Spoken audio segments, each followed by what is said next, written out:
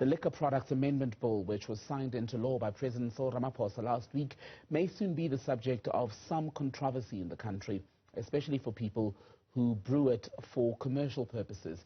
We're going to take up this discussion shortly because this newly amended act, there are now strict production requirements that traditional beer merchants will have to follow in order to stay on the right side of the law, so to speak.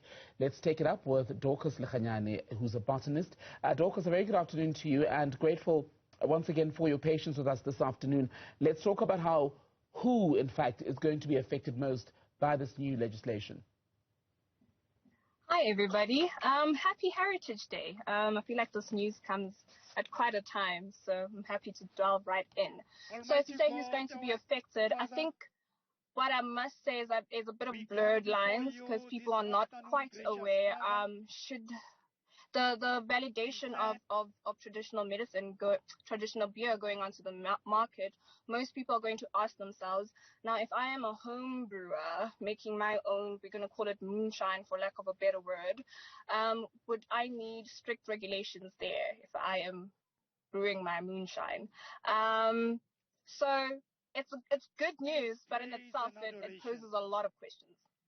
And talk us through about some of those questions. You've raised the fact that the sale of Umqombothi, for example, and other traditional beer is largely informal, which raises a problem with enforcement of new legislation. Want to thank you, gracious Father. Yeah, I feel like most people understand that Umqombothi is meant to be a celebration drink per se. So you'd go home and there'll be a gathering and Ugogo will just brew up the Umqombothi. So for now, for it to be regulated means that the concentration of said Umqombothi would have to be measured, which is a standard that has never been quite, there's never been a regulation for it. So selling it commercially, I understand, it means the Umqombothi is now allowed to be sold in retail markets, which is something that has never happened before. So kudos to that.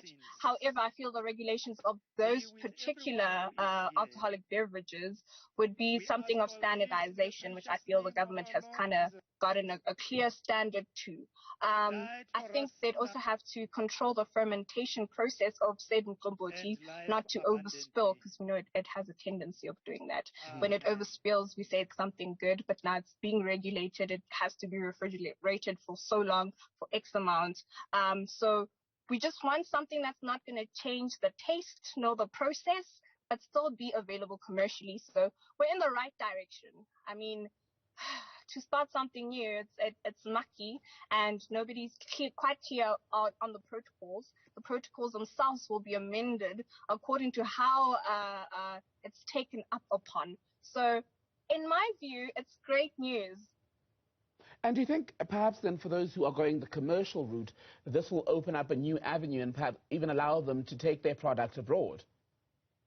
Definitely. I feel like now the most successful South African beer abroad is Black Label, and we call it traditional beer, but because we've had it for so long, but we know as Africans what our traditional beer actually is. So to be in London per se and, be drinking Umqombothi out of a bottle where you can actually be proud of drinking something traditional and made from herbal products, it's encouraging.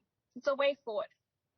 And with that, though, a way forward, yes, as you say, but it also, doesn't it, opens up something that is dear, especially to black communities in South Africa, traditional communities. It opens up a product potentially to global exploitation, because I could just take the recipe, perhaps if I'm sitting in London, and reproduce it and sell it as my own.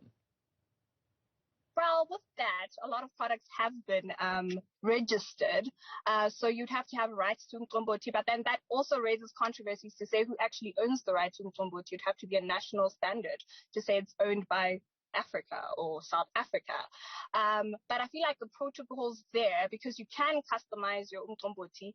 It would have to be a company that is reliant on its recipe. Maybe they have one or two tweaks, and they're willing to go commercially and go internationally, and they are okay with their secret ingredient, for lack of a better word.